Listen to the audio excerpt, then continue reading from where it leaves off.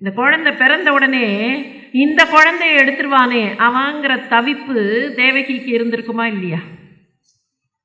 எல்லாருக்கும் ஆனந்தம், மற்ற தாய்மார்களுக்கெல்லாம் பிள்ளை பிறந்தால் ஆனந்தம், தனக்கு எவ்வளவு துன்பம் இருந்தாலும் எவ்வளவு வலி இருந்தாலும். ஆனால் தேவகிக்கு அந்த நேரத்தில் அந்த பிள்ளை பிறந்து விட்டால் துன்பம் துக்கம், பிறந்து விட்டதுன்னு தெரிஞ்சா வந்து தூக்கிடுவான். அவ்வளவு துன்பத்தில் இருந்தவ இந்த குழந்தை பிறந்தது, அவளுக்கு எங்கே பரமானந்தம் வந்தது தெரியுமா? சில கணங்கள் சங்கு சக்கரதாரியாக தன்னை வெளிப்படுத்தி கொண்ட குழந்தை. அந்த குழந்தையை பார்த்தா இது ஆனந்தம் இல்லை, பரமானந்தம். இந்த குழந்தைய கேட்டானாம், நீ உன்னோட இந்த சங்கு சக்கரதாரியாக இருக்கிற ஸ்வரூபத்தெல்லாம் மறைச்சிக்கோ, வேண்டாம். புரிஞ்சு போச்சு. அப்போ தான் அவளுக்கு சந்தோஷம். மறைச்சிக்கோன்னு அவ கேட்ட உடனே அந்த குழந்தை என்ன பண்ணிட்டுனா அதே மாயையை அவள் மீதும் போட்டது. சாதாரண ஒரு தாயாக அவளும் மாறி போக வேண்டும். இந்த ரெண்டுத்துக்கும் நடுவில் ஒரு சின்ன conversation between Devaki and Krishna. இவ்வளவு அற்புதமா நீ சாக்ஷாத் பரம்பொருளா அப்படின்னு அவ கையெடுத்து கும்பிடும்போது, நீ பரம்பொருளா அப்படின்னு கேட்குறா. தான் பரம்பொருள் அப்படின்னு சொல்கிறதுக்கும் தான் ஏன் அங்கே வந்து பிறந்தோம்னு சொல்கிறதுக்கும் அவகிட்ட சில செய்திகளை அந்த குழந்தை வடிவம் தெரிவிக்கிறது. அம்மா, நீ யாருன்னு உனக்கு தெரியுமாம்மா? நீ யாருன்னு நான் உனக்கு சொல்லட்டுமா? நீ யாருன்னு சொல்கிறதுக்கு முன்னால் உனக்கு இன்னொரு விஷயம் சொல்கிறேன்.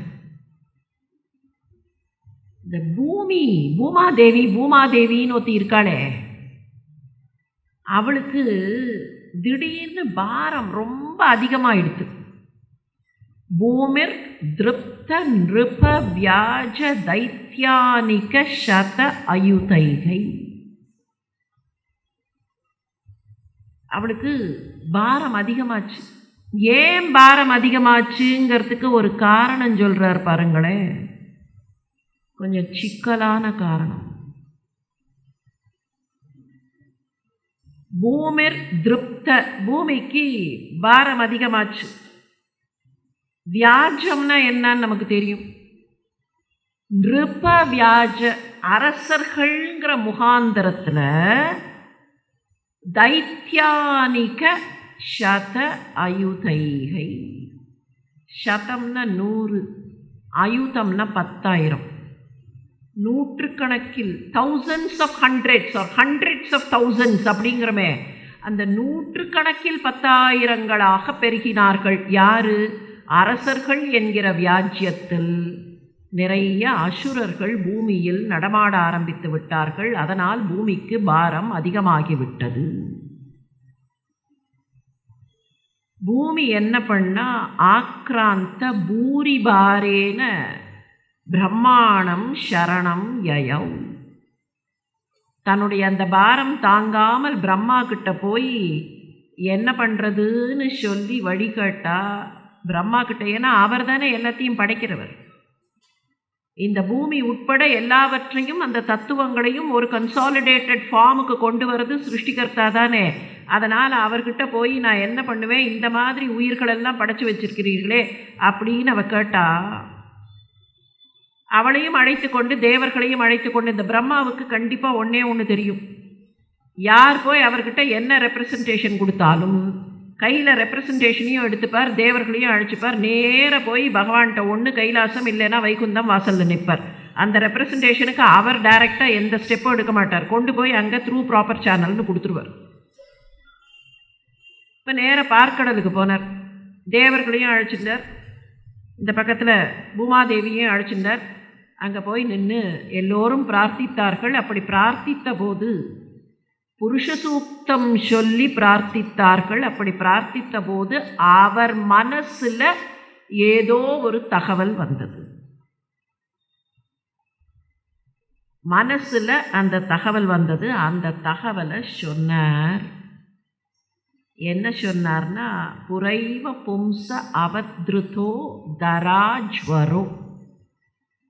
அவருக்கு தெரியும், ஸ்ரீமானாக இருக்கிற பும்ச, எல்லாவற்றிலும் வசந்தவராக இருக்கிற அந்த பரமபுருஷருக்கு பூமாதேவியினுடைய பிரச்சனை தெரியும். அவர்கிட்ட சொல்ல வேண்டிய அவசியமில்லை, அவருக்கு தெரியும். தராஜ்வரம், இந்த பூமியினுடைய ஜுவரம், பூமியினுடைய நோய் என்னன்னு அவருக்கு தெரியும். அவர் என்ன இப்போ இன்ஸ்ட்ரக்ஷன் கொடுத்துருக்காருன்னா, என்ன இன்ஸ்ட்ரக்ஷன் கொடுத்தோங்கிறத கிருஷ்ணர் அங்கே நரேட் பண்ணுறார். இது த்ரூ பிரம்மா. என்ன இன்ஸ்ட்ரக்ஷன் கொடுத்துருக்காருன்னா, கூட யாரெல்லாம் இருக்கிறார்கள்? தேவர்கள் தானே. பவத்பிர் அம்ஷைர் யதுஷ் உபஜன்யதாம். யதுகுலத்தில் நீங்களெல்லாம் போய் உங்களுடைய அம்சங்களை கோபாலர்களாக அவதரியுங்கள்.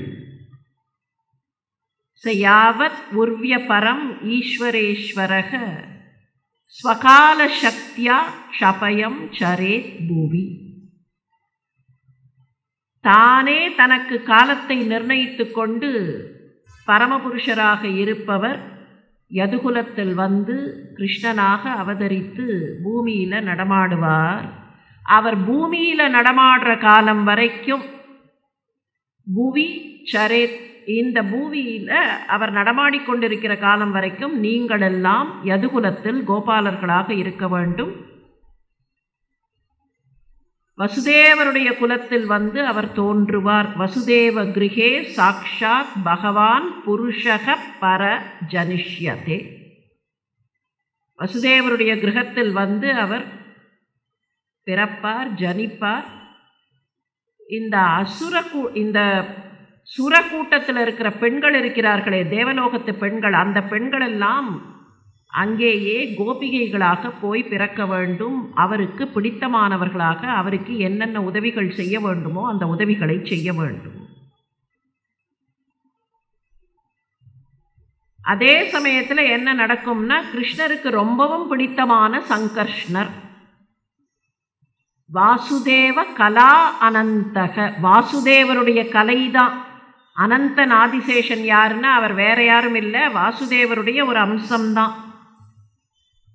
எப்பெல்லாம் சிருஷ்டியை கொஞ்சம் பெருசாக பண்ணணுமோ அப்பெல்லாம் சங்கர்ஷ்ணராக அவர் வருவார். அவருடைய அம்சம் சங்கர்ஷ்ணனாக வரும். எப்பெல்லாம் தேவைப்படுறதோ அப்போல்லாம் அவர் கூடவே சகோதரனாக வருவார். சில நேரங்களில் யங்கர் பிரதராக வருவார், சில நேரங்களில் எல்டர் பிரதராக வருவார். அவரும் வந்து பிறப்பார். அக்ரதோ பவிதா தேவோ. இந்த பிறவியில், இந்த அவதாரத்தில் அவர் மூத்தவராக வந்து தோன்றுவார். இப்படியெல்லாம் அன்னைக்கு நடந்ததுமா. அதனால தான் இப்போது வந்து நான் உனக்கு மகனாக பிறந்திருக்கிறேன். அப்படி நான் பிறந்திருக்கிறேங்கிறது மாத்திரமில்லை, ஏன் உனக்கு மகனாக பிறந்திருக்கிறேங்கிறதையும் சொல்கிறேன். பூபாரத்தை குறைப்பதற்காக அப்படின்னு சொல்லுவோமே, அந்த பூபாரத்தை குறைப்பதற்காக கிருஷ்ணராக. இந்த பூபாரம்ங்கிறதுல என்னங்கிறது சரியாக புரிஞ்சுக்கணும். பூமியினுடைய பாரம் அதிகமாகிவிட்டது, எனவே பகவான் வந்து குறைத்தார். Not a very plain statement. தைத்தியர்கள் அரச வடிவத்தில் அப்படின்னார்கள். இதில் ஏதோ ஒரு கேட்டகரி இவர்கள் தப்பு அவர்கள் தப்புன்னு இல்லை. அர்த்தம் என்னன்னா, ஏதோ ஒரு ஆடம்பரமான முகாந்தரத்தில் ராட்சசத்தனம் உள்ளே பெருகிவிட்டது, அவ்வளவுதான். அரக்கத்தனம் பெருகிவிட்டது, ராட்சசத்தனம் பெருகிவிட்டது. ராட்சசர்கள்னு சொன்னால் உடனே நாம் அப்படி படம் போடுறச்சே ஒரு தலையில் 2 கொம்பு போட்டு இல்லை 4 கொம்பு போட்டு படம் போடுறோமே, அந்த மாதிரி இருப்பார்கள்னு அர்த்தம் இல்லை. அதனால தான் நிருப வியாஜ. If you can identify someone from the external appearance, அப்போ அவர்கள்லேருந்து ஒதுங்கி இருந்துடலாம். அந்த மாதிரி ஐடென்டிஃபை பண்ண முடியாதுங்கிறதுக்காகத்தான் ஏதோ ஒரு வியாஜம். ராட்சசர்கள், அரக்கர்கள் கொஞ்ச நாளை முன்னால் பார்த்தோமா இல்லையா, 66 crore அப்படின்னெல்லாம். இப்போ இது ஒரு தனி கிளானா? இது ஒரு தனி ரேஸ் இல்லை, இது ஒரு தனி கிளான். தேவர்கள் தனி ரேஸ் தனி கிளானா? இல்லை. அதனால தான் புராணங்கள் என்ன சொல்லிதான்னா, எல்லாத்துக்கும் யார் தந்தைன்னு கேட்டால் ஒரே ஒரு காஷ்யபர் தான். இதெல்லாம் ஒரே குடும்பம்தான். தேவர்கள் தைத்தியர்கள் எல்லாம் ஒரே குடும்பம்தான். எங்கேருந்து வந்தார்கள்? தனியாக எங்கேருந்தாவது ஒரு கிளானாக வந்தது இல்லை. பிரம்மாவினுடைய கொள்ளு பேரன் தானே ராவணன். பிரம்மகுலம் தானே அவன். பிரம்மாவினுடைய கொள்ளு பேரன், முனிவருடைய மகன், குபேரனுடைய ஸ்டெப் பிரதர். அப்போ எல்லாம் ஒரே குலம் தானே.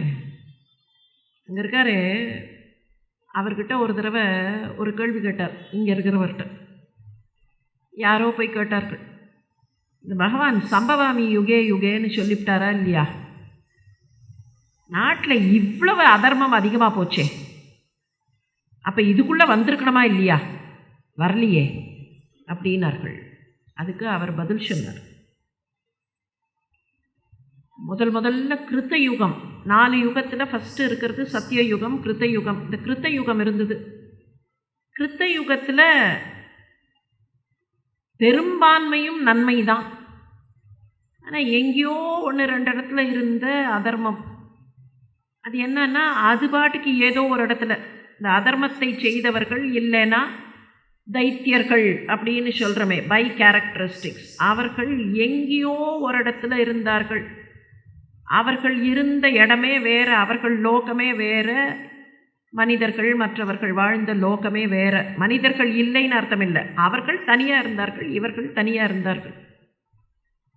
அதனால் பகவானுக்கு எந்த பிரச்சனையும் வரல. அவர்கள் பாட்டு ஏதோ அவர்களோட இடத்துல இருந்தார்கள், இவர்கள் இருந்தார்கள்னு விட்டுட்டார்.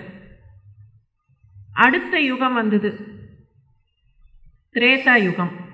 இந்த திரேதா யுகத்தில் என்ன ஆச்சுன்னு சொன்னால், ஒரே லோகத்தில் அவர்கள் ஒரு பகுதியில், இவர்கள் ஒரு பகுதியில், நல்லவர்கள் எல்லாம் ஒரு பகுதியில் இருந்தார்கள். தேவர்கள் என்று சொல்லப்படுகிற நல்லவர்கள் ஒரு பகுதியில், அரக்கர்கள் ஒரு பகுதியில் இருந்தார்கள். இப்போ பகவான் அவதாரம் எடுத்து, திரேதா யுகத்தில் ராம அவதாரம் எடுத்தார். அவதாரம் எடுத்து இந்த அரக்கர்கள் அசுரர்கள் எங்கே இருக்கிறார்களோ அங்கே தேடிண்டு போய் அவர்களை அழித்து மற்றவர்களை காப்பாற்றினார். அதுக்கு அடுத்த யுகம் வந்தது, துவாபர யுகம் வந்தது. துவாபர யுகத்தில் என்ன ஆச்சுன்னா, இந்த தைத்தியர்கள் எல்லாம் எங்கேயோ வெளியில் இல்லை, வேற ஒரு portion, we will be here, எங்கள் ஜூரிஸ்டிக்ஷன் இது, உங்கள் ஜூரிஸ்டிக்ஷன் இதுன்னு இல்லை, அதே குடும்பத்தில் வந்து பிறந்தார்கள். இந்த பக்கத்தில் கௌரவர்கள், இந்த பக்கத்தில் பாண்டவர்கள். என்ன பண்ணுறதுன்னு பார்த்தார் பகவான். சரி, இவர்களுக்கு சொந்தக்காரனாக போய் பிறந்துடலாம், இவர்களுடைய ரிலேட்டிவாக இருந்து எப்படியாவது இவர்களுக்குள்ள ஏதாவது மீடியேட் பண்ண முடியுமான்னு பார்க்கலாம், நல்லது பண்ண முடியுமான்னு பார்க்கலாம். பண்ண முடியலன்னா அரக்கர்களை அழிக்கலாம்னு ஏதோ ஸ்டெப் எடுத்தார்.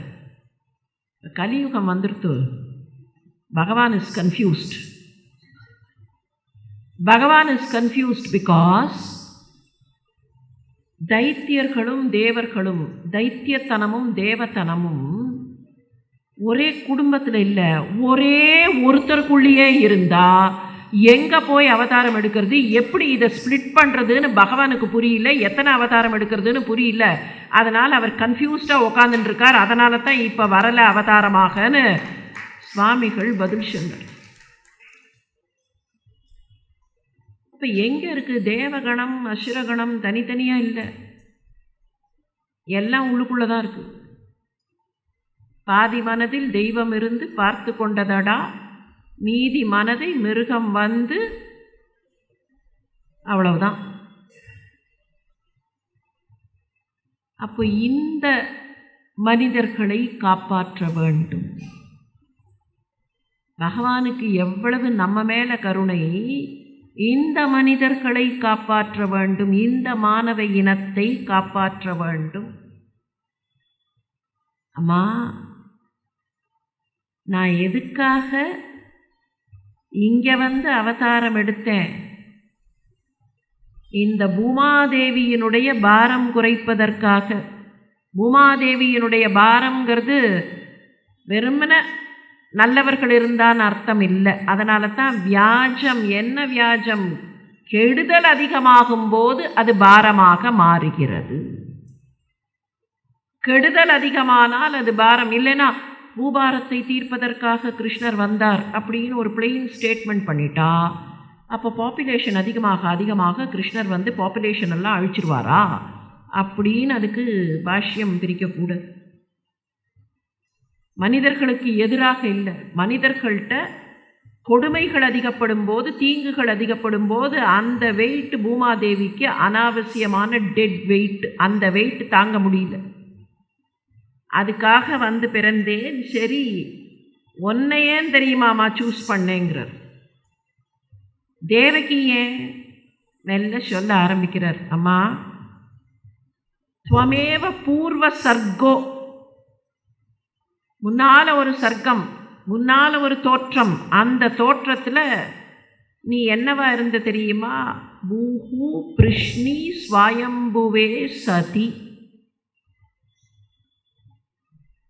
ஸ்வயம்புவ மனுவினுடைய அந்த சர்க்கத்தில் நீ பிருஷ்ணி என்கிற பெண்ணாக இருந்தாய். இந்த வசுதேவர் இருக்காரே, தத் ஆயம் சுதபா நாம, சுதபராக, சுதபர் என்கிற பெயரோடு அவர் இருந்தார். அந்த சர்க்கத்தில் நீங்கள் 2 பேரும் மனமொத்து வாழ்ந்தீர்கள். ஆனால் நீங்கள் 2 பேரும் தவசீலர்களாக இருந்தீர்கள். பரம்பொருளையே நினைத்து நீங்கள் 2 பேரும் நிறைய தவம் செய்தீர்கள். சந்நியம்ய இந்திரிய கிராமம் தேபாதே பரமம் தபக. இந்திரியங்களெல்லாம் அப்படியே கட்டுப்படுத்தி, பிரம்மா வேற உங்களுக்கு ஒரு ஆணை போட்டுட்டார், இந்திரியங்களை கட்டுப்படுத்தி நீங்கள் எப்போதும் பகவானையே நினைக்க வேண்டும்னு சொல்லிட்டார். அதனால் நீங்கள் எவ்வளவு மழை பெஞ்சாலும், எவ்வளவு காற்றடித்தாலும், எவ்வளவு கஷ்டமாக இருந்தாலும், எவ்வளவு வெயிலாக இருந்தாலும் உங்களுடைய தவத்தை விடவே இல்லை. சுற்றி என்னெல்லாம் இன்கன்வீனியன்ஸ் வந்தாலும் நீங்கள் உங்கள் தவத்தை விடவில்லை. பிராணாயாமம் செய்து பகவானையே தியானித்து நீங்கள் அந்த தியானத்திலேயே ஆழ்ந்திருந்தீர்கள். எவ்வளவு வருஷம்னு கேட்டால், திவ்ய வருஷ சகசிராணி துவாதச ஈயோர்மத் ஆத்மனோஹோ, 12,000 வருஷம் நீங்கள் அந்த மாதிரியே இருந்தீர்கள். நீங்கள் ஒன்றும் கேட்கல, நீங்கள் அப்படியே உங்கள் மனசில் ஏதோ ஒரு எண்ணத்தை வைத்துக்கொண்டு ஆனால் தியானம் செய்து கொண்டே இருந்தீர்கள். 12,000 வருஷம் போச்சு. உங்களுடைய புலன்களை நீங்கள் மொத்தமாக கட்டுப்படுத்தி வைத்திருந்தீர்கள். ஆனால் உங்கள் மனசில் ஒரு ஆசை இருந்தது. அதனால் 12,000 வருஷம் நீங்கள் தபஸ் பண்ணினா கூட முக்தி மோட்சம்னு உங்களுடைய ஆன்மா அடையவே இல்லை. ஏன்னா உங்கள் மனசில் ஒரு ஆசை இருந்தது. என்ன ஆசை இருந்ததுன்னா, இந்த பரம்பொருள் உங்களுக்கு மகனாக பிறக்க வேண்டுங்கிற ஆசை இருந்தது. அப்போ மகனாக பிறக்க வேண்டும்னா நீங்கள் கணவன் மனைவியாக வாழ்ந்து இந்த லோகத்தில் வாழ்ந்தால்தானே மகனாக பிறக்க முடியும். அதனால் உங்களுக்கு முக்தி மோட்சமே இல்லை, நீங்கள் இங்கேயே வாழ வேண்டும் என்று உங்கள் உள்ளத்தில் ஆசைப்பட்டு கொண்டிருந்தீர்கள். எப்படி நான் மகனாக பிறக்க வேண்டும்னு ஆசைப்பட்டீர்கள்னா, என்ன மாதிரியே வடிவம் உங்களுக்கு மகனாக இருக்க வேண்டும். அதனால் நான் உங்களுக்கு ஒரு முறை மகனாக பிறந்தேன். எப்படி? அகம் சுதோ வாமபவம் பிருஷ்ணிகர்ப்ப இதி ஸ்ருதக. முதல்ல ஒரு முறை உங்களுக்கு நான் பிருஷ்ணியாகவும் சுதபராகவும் நீங்கள் இருந்தபோது உங்களுக்கு மகனாக பிறந்தேன். பிருஷ்ணியினுடைய கர்ப்பத்தில் பிறந்ததனால் பிருஷ்ணி கர்ப்பன்னு பேர். அப்போ உங்கள் மனசில் அந்த ஆசை நிரந்தரமாக இருந்ததுனால இன்னொரு முறையும் உங்களுக்கு மகனாக பிறந்தேன். தயோவான் புனர் ஏவாகம் அதித்யாமாச கஷ்யபா. அதித்திக்கும் கஷ்யபருக்கும் மகனாக வந்து பிறந்தேன். உபேந்திரன்னு பேருமா எனக்கு. உபேந்திர இதி விக்யாதோ. ஆனால் நான் ரொம்ப குள்ளமாக இருந்தேங்கிறதுனால வாமனத்வாச்ச வாமனக.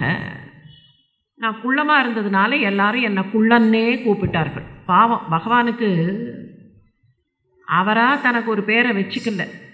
நாம் அவருக்கு எப்படி பேர் வைக்கிறோம்? அவரோட வடிவத்தை பார்த்து, இல்லை அவருடைய நிறத்தை பார்த்து, ரூபத்தை பார்த்து. கிருஷ்ணியினுடைய வயிற்றில் பிறந்தார் கிருஷ்ணி கர்ப்பன், அது ஒரு காரண பெயர்.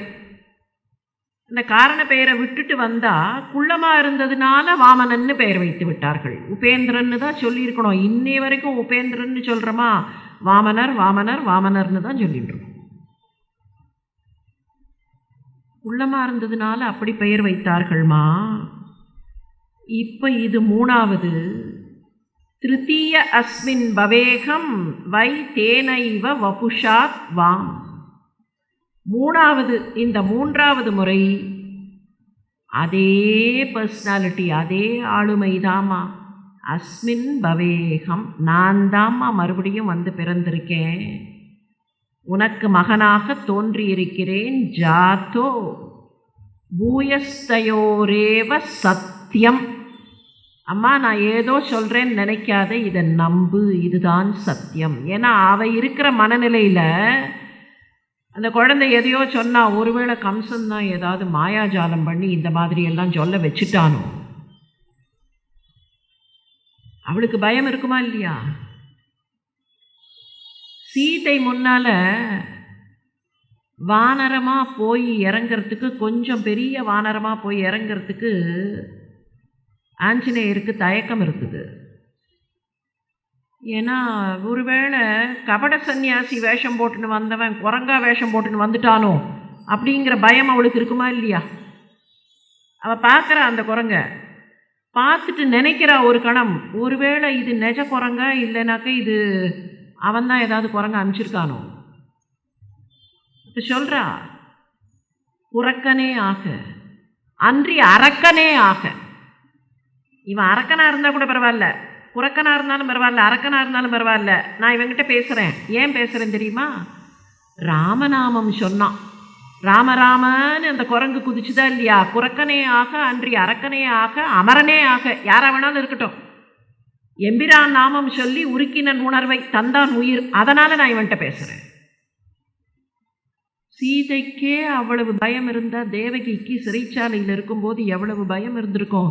அம்மா இது சத்தியம்மா, நான் சொல்கிறத நம்பு, நான் தான் உனக்கு மகனாக வந்து பிறந்திருக்கிறேன், இதை ஏன் உனக்கு சொல்கிறேன்னு சொன்னால் அப்பத்தான் நீ பயம் தெளிவாய். ஆனால் உன்னுடைய பயம் தெளிஞ்சதுங்கிறத நீ வெளியில் காட்டாத, உனக்கு மறுபடியும் சாதாரண நினைவுகள் மட்டுமே இருக்கும்னு சொல்லிட்டு அந்த கண நேரத்தில் மறைந்து போனாரே, தன்னை சாதாரண குழந்தையாக மாற்றிக்கொண்டாரே, அந்த சில கணங்களில் தேவகிக்கு கிடைச்சது தான் பரமானந்தம். தேவகி பரமானந்தம், சாக்ஷாத் பகவானே வந்து தனக்கு மகனாக பிறந்திருக்கிறான். அதுக்கப்புறம் அவளுக்கு அது மறந்து போச்சு. அது மறந்து போகலைன்னா நடக்க வேண்டியதெல்லாம் நடக்காது. அதனால் அது மறந்து போய் தான் தீரணும். ஆனால் அந்த சில கணங்கள் எப்பேற்பட்ட சௌபாகியத்தை அவள் அனுபவித்திருப்பாள். அன்னைக்கு தேவகிக்கு இருந்த அந்த மகிழ்ச்சி, சில கணங்கள் இருந்த அந்த மகிழ்ச்சியை என்னன்னே புரியாம ஆயர்பாடியில் இருந்த கோபஸ்திரீகள் அனுபவித்தார்கள். தேவகிக்கு கிடைச்ச அதே மகிழ்ச்சி அவர்களுக்கும் கிடைச்சிது. ஆனால் அவர்களும் எப்படி தேவகி அதுக்கப்புறம் அதை மறந்து போயிட்டாளோ, அவர்களுக்கு அப்பவே கூட அது என்னன்னு புரியல, ஆனால் மனசில் அந்த மகிழ்ச்சி கிடைத்தது. எப்போ தெரியுமா? பிரம்மான்னு ஒருத்தர், 4 தலை இருக்கிறவர். இந்த தலை கொஞ்சம் அதிகமாக இருந்தாலே ஆபத்து. அதனால தான் சில வார்த்தைகள்லாம் வச்சுருக்கோம். சில லாங்குவேஜில் வச்சுருக்கிற சில விஷயங்களை நினச்சி பார்த்தோம்னு சொன்னாலே தன்னாலேயே எப்படி இந்த பேச்சு வழக்கு வந்திருக்குன்னு தெரியும். யாராவது கொஞ்சம் கர்வமாக இருந்தால் என்ன சொல்கிறோம்? ஒரு தலைக்கே அப்படி சொன்னால் 4 தலை எவ்வளவு கனமாக இருந்திருக்கும்? 4 தலை கனமாக தான் இருந்திருக்குமா இல்லையா? பிரம்மாவுக்கு நிறைய டிஸ்அட்வான்டேஜ் வேறு இருந்திருக்கணும். தலையை குனிஞ்சா மாதிரியே இருக்காது. இந்த பக்கம் ஒரு தலையை குனிஞ்சா அந்த பக்கம் ஒரு தலையை எட்டி பார்க்கும்.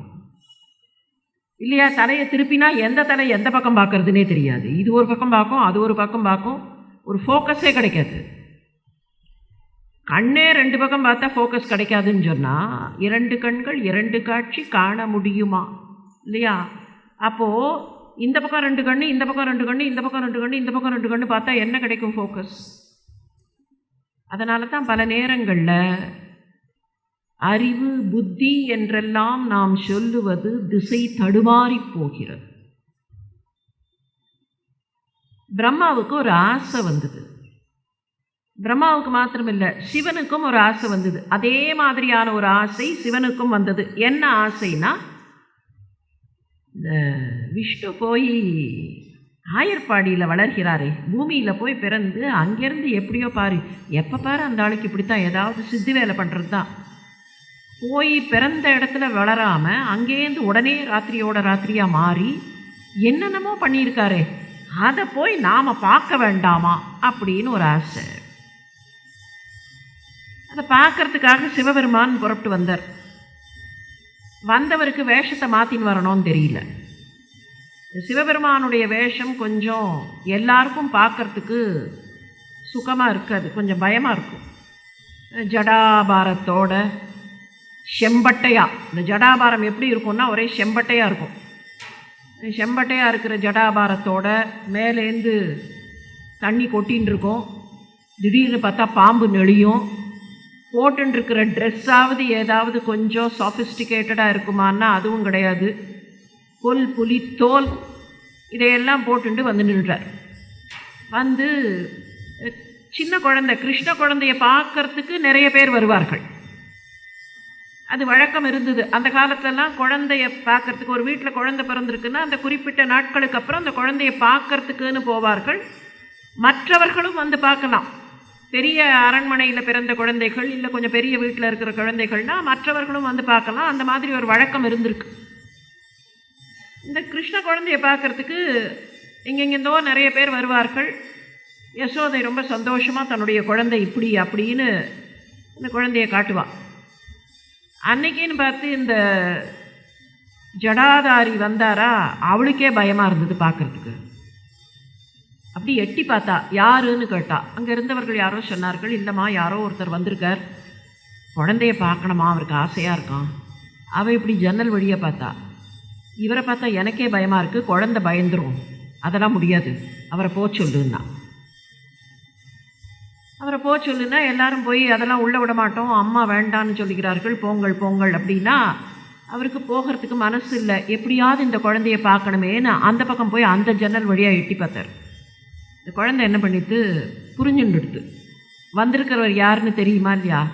மெதுவாக அந்த குழந்தை என்ன பண்ணிட்டு அப்படியே ஒரு ஜாடை காமிச்சுது. அவர்கள் 2 பேருக்கு மாத்திரம் அந்த ஜாடையெல்லாம் புரியும், நமக்கு புரியுமான்னா புரியாது. அது அவர்களுக்குள்ளே இருக்கிற ஹாட்லைன்.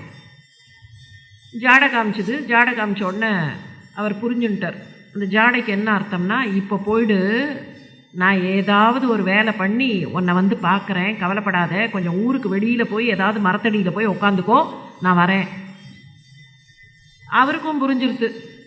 சரி, ராத்திரியோட ராத்திரியாக அந்த பக்கத்துலேருந்து இந்த பக்கத்துக்கு ஆத்தங்கரைக்கே தாண்டி வந்தவனுக்கு நம்மை வந்து பார்க்க முடியாதா என்ன, வருவான்னு சொல்லி அவரும் கொஞ்சம் ஊருக்கு ஒதுக்குப்புறமாக போய் ஒரு மரத்தடியில் உட்காந்துட்டார். கொஞ்ச நாள் ஆச்சு. இந்த அம்மாவுக்கு ஒரு நிம்மதி, அப்பாடி நம்ம விரட்டிட்டோம், இனிமேல் நம்ம குழந்தைக்கு காத்து கருப்பெல்லாம் அண்டாது. வந்தவனை பார்த்தா பாரு முகமே சரியில்லை. ஒரு 1/2 மணி நேரம் ஆச்சு. குழந்தை அழ ஆரம்பிச்சுது. வீல் வீல் வீல் வீல்னு ஒரு கத்து. என்னென்னமோ பண்ணி பார்க்கிறார்கள், சமாதானப்படுத்த முடியல. யசோதை என்ன பண்ணுவா பாவம், என்னென்னமோ பண்ணி பார்த்தா, இதை கொடுக்கலாமா அதை கொடுக்கலாமா, பானையை வேணாலும் உடச்சி வேணாலும் கையில் தரேன்டா, இந்த பானை வேணும் தானே நீ அழுவ, வேணா பானையை உடச்சி தரேன், வெண்ணையை தரேன், அதை தரேன், இதை தரேன், ஒன்றுத்துக்கும் பலிக்கலை. குழந்தை அலறிண்டே இருக்கு. கொஞ்ச நாழி ஆச்சு. சரி, வெளியில் போய் கொஞ்சம் ஏதாவது வேடிக்கை காட்டலாம், இதை காட்டலாம், மாட்டை பார்த்தா கண்ணுக்குட்டியை பார்த்தா குழந்தை அழுகையை நிறுத்தும்னு நினச்சி அப்படி வேடிக்கை காட்டின்ண்டே இதை பாரு அதை பாரு அதை பாருன்னு வேடிக்கை காட்டிண்டு வந்ததில் எவ்வளவு தூரம் வரோங்கிறது அவளுக்கு மறந்து போச்சு. அவள் பாட்டுக்கு அப்படி நடந்துன்னு வந்தால் இந்த குழந்தை சிணுங்கிட்டே இருக்குது, சிணுங்கல் நிற்குமாக்கும்னு வேடிக்கை காமிச்சுட்டே வந்து அப்படி பார்க்குறா. பார்த்தா மரத்தடியில் அதே ஜடாதாரி. இந்த குழந்தை இப்போது கபகபான்னு சிரிக்க ஆரம்பிச்சிது. இவ்வளோ நாரி அழுது குழந்தை. மெல்ல அவருக்கு மறுபடியும் சைன் லாங்குவேஜ், பற்றியா உன்னை பார்க்குறதுக்கு, நீ என்ன பார்க்க வந்திருக்கேன்னு எனக்கு தெரியும், உன்னை பார்க்குறதுக்கு நான் வந்துட்டேன் பற்றியா, அம்மாவை ஏமாற்றி எப்படியோ உன்னை பார்க்குறதுக்கு அழைச்சிட்டு வந்துட்டேன் பற்றியா. சிவபெருமானுக்கு பார்க்கணுன்னு ஆசை வந்தது, போய் பார்த்தார். பிரம்மாவுக்கும் அதே மாதிரி ஆசை வந்தது, போய் பார்க்கணும்னு போய் பார்த்த உடனே மனசில் 4 தலையா இல்லையா, அந்த 4 தலைக்குள்ளே ஒரு போட்டி வந்தது. நான் சிருஷ்டிகர்த்தா,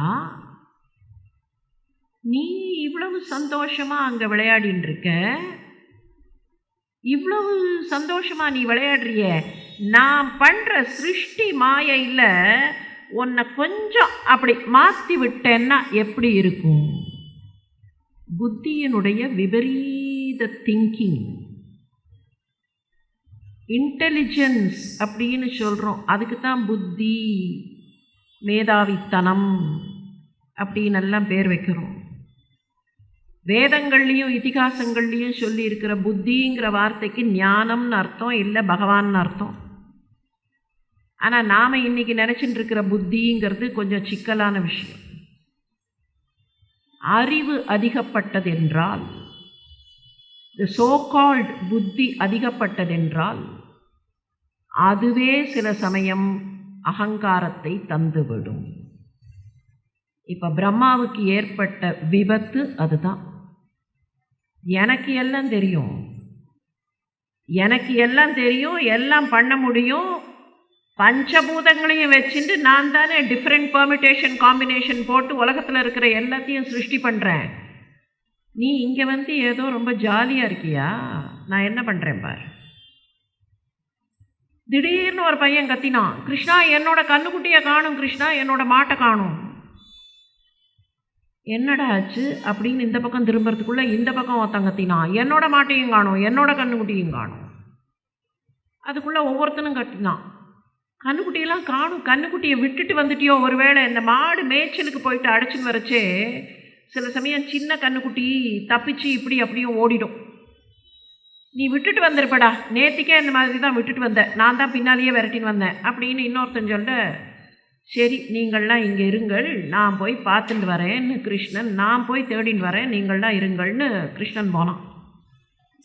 அங்கே போய் பார்த்தா மேய்ச்சல் காட்டில் எந்த கண்ணுக்குட்டியும் மிஸ்ஸிங்காக இல்லை, அங்கே எதுவும் சுற்றின்னு இல்லை, எல்லாம் வந்தாச்சு, மாடெல்லாமல் வந்தாச்சு, தெரியலையே என்னாச்சு, கண்ணுக்குட்டியை காணும்னார்களே அப்படின்னு இங்கே பார்த்துட்டே என்ன அப்படின்னு இந்த பக்கம் திரும்பி வந்தால் இங்கே வந்த பசங்களையும் காணும். புரிஞ்சிருக்கு. ஓஹோ, இந்த 4 தலை இருக்கிறவருக்கு இருக்கிற ஆணவம் எல்லாவற்றையும் மறைத்திருக்கிறார், எல்லாவற்றையும் மறைத்திருக்கிறார். சிருஷ்டிகர்த்தா தானே. இந்த சிருஷ்டிகர்த்தா என்ன பண்ணார், எல்லாத்தையும் கொண்டு போய் பிரம்மலோகத்தில் மறைச்சார். இந்த பக்கம் கண்ணுக்குட்டியை அழைச்சின்னு போனார், இந்த பக்கம் மாட்டெல்லாம் அழைச்சின்னு போனார், இந்த பக்கம் அந்த பிள்ளைகளையும் அழைத்து கொண்டு போனார், எல்லாத்தையும் கொண்டு போய் பிரம்மலோகத்தில் அடைச்சி வச்சுட்டார். சிருஷ்டிகர்த்தாவே பண்ணும்போது, உலகத்திற்கு தலைவராக இருக்கிற லோக ஜனகனே பண்ணும்போது வேற ஒன்றும் பண்ண முடியாது, மற்ற யாரும் எதுவும் பண்ண முடியாது, கொண்டு போயிட்டார்.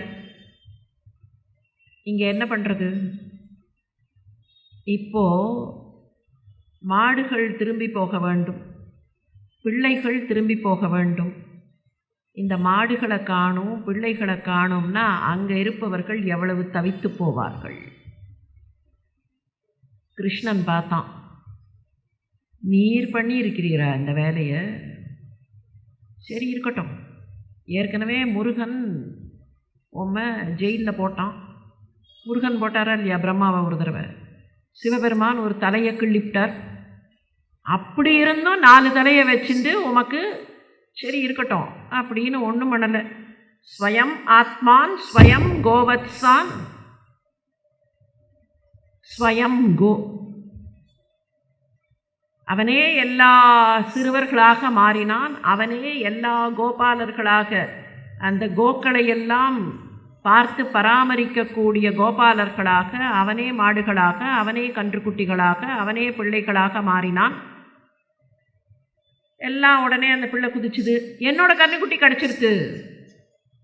பிள்ளைகளாக மாறினான், அந்த அம்சத்துக்குள்ள அந்த மாயையை தூவினான். அந்த பிள்ளை உடனே என்னோட கன்றுக்குட்டி கிடச்சிது, என்னோட கன்றுக்குட்டி கிடச்சிது, என்னோட மாடு கிடச்சிது மாடுகளெல்லாம் நடந்தன, பிள்ளைகளெல்லாம் நடந்தார்கள்.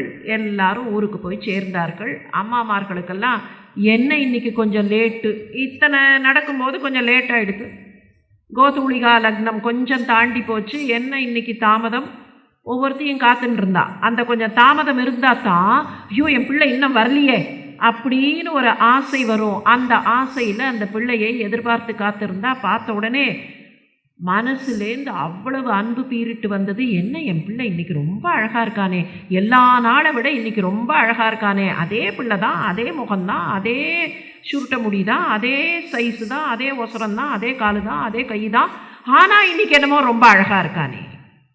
ஒவ்வொரு அம்மாவும் தன்னுடைய பிள்ளை அன்றைக்கு அழகாக இருப்பதாக தாவி அணைத்து கொண்டாள், ஆலிங்கனம் செய்தாள்.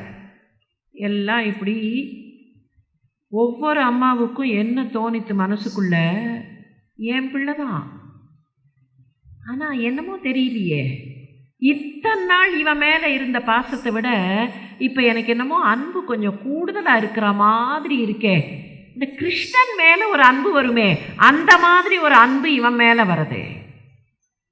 ஒவ்வொரு தாயும் அதை நினைத்தாள். ஒவ்வொரு கன்றுக்குட்டியும் தன்னுடைய தாயினிடத்தில் ஏதோ கூடுதலாக அன்போடு இருக்கிற மாதிரி தெரிஞ்சுது. ஒவ்வொரு தாய் பசுவும் தன்னுடைய கன்றுக்குட்டி கிட்ட கொஞ்சம் கூடுதலாக அன்போடு இருந்தது. ஒவ்வொரு பசுவும், அந்த கோப்பர்கள்லாம் நினைத்தார்கள், சாதாரணமாக கொஞ்சம் முரண்டு பண்ணுற பசுவாச்சே நம்ம வீட்டு பசு, ஆனால் எப்படி இப்போது ஒரு வாரமாக ரொம்ப சாத்விகமாக ரொம்ப அன்பாக இருக்கே, ரொம்ப மென்மையாக இருக்கே. இப்படியே நாட்கள் உருண்டன. ஒரு வாரம் இல்லை, ஒரு மாதம் இல்லை, 2 மாதம் இல்லை, 3 மாதம் இல்லை, கிட்டத்தட்ட 11 மாதம் ஆச்சு. ஒருத்தருக்கு மாத்திரம் இதில் ஒரு சின்ன சந்தேகம் இருந்தது. என்னன்னு தெரியலையே, ஆயர்பாடியில் நாம் இவ்வளவு நாள் இப்படி பார்த்ததில்லை. அன்பாத்தான் இருப்பார்கள், ஆனால் ஒவ்வொரு அம்மாவும் இந்த உரிய உடைக்கிறதுக்கு கிருஷ்ணன் வரமாட்டானான்னு ஏங்கிண்டு ஆனால் இல்லாத மாதிரி இருப்பார்களே, அந்த மாதிரியான அன்பை இந்த பிள்ளைகளிடத்தில் காட்டுகிறார்களே, என்னன்னு புரியலையே, என்னமோ விஷயம் இருக்குன்னு கொஞ்சம் சந்தேகமாக பார்த்தார் பலராமர் மாத்திரம். என்ன இருந்தாலும் அவருடைய அம்சமா இல்லையா, பலராமருக்கு மாத்திரம் தெரிஞ்சு போச்சு. ஒரு நாள் தனியாக கிருஷ்ணன் அழைச்சின்னு போனார். தனியாக அழைச்சின்னு போய் என்னடா உண்மையை சொல்லுன்னார். என்ன நடந்தது, உண்மையை சொல்லு. கேயம் வா குத ஆயாதா தைவி வா நார்யாதுசாரி. பார்த்தா எல்லாமே என்னமோ தெய்வீகமாக இருக்கிற மாதிரி இருக்குது கிருஷ்ணா, எனக்கு என்னமோ கொஞ்சம் சந்தேகமாக இருக்குது, என்ன விஷயம்? வேறு வழி இல்லை, அண்ணா கேட்ட உடனே ஒத்துக்கணும். அண்ணா கிட்ட ரொம்ப மரியாதை. அண்ணா கேட்ட உடனே ஒத்துக்கணும். அண்ணா இதுதான் அண்ணா விஷயம், இப்படித்தான் நடந்தது, அதுதான் இப்போ நடந்துட்டுருக்கு, இந்த பிரம்மா பண்ண வேலை, அதனால் இப்படி நடந்தது. சாக்ஷாத் சச்சிதானந்த ஸ்வரூபம். ஒவ்வொரு வீட்டிலையும் அந்த சச்சிதானந்தம் அப்படியே அந்த வீட்டு பிள்ளையாக இருந்தது.